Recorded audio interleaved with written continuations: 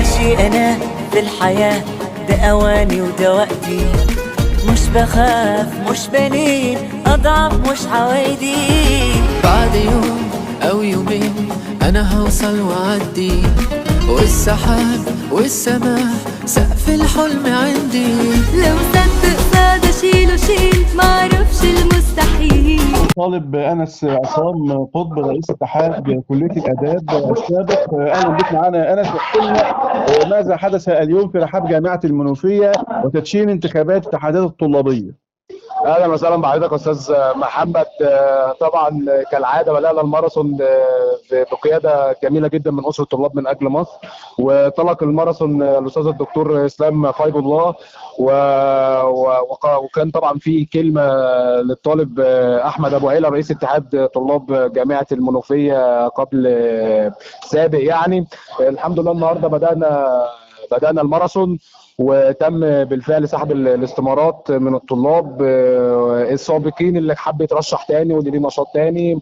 اللجنه الانتخابيه ماشيه بحركه كويسه جدا، وكان لسه عندنا دلوقتي يا استاذ محمد مدير اداره رعايه شباب الجامعه كان لسه عندنا حاليا يعني.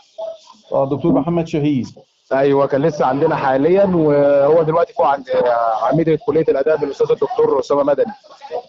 المفروض بقى انه هتبدا الترشيحات والتقديم للترشيحات النهارده في الكليات. بدأ بالفعل يا استاذ محمد.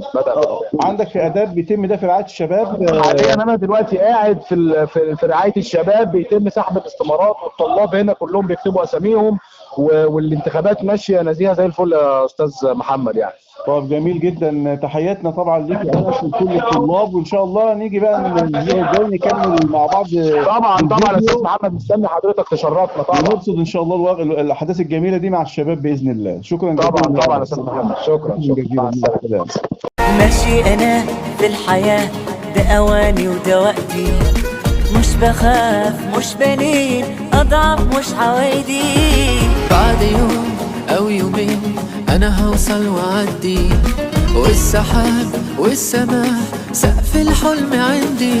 لو صدق صاد اشيله شيل، معرفش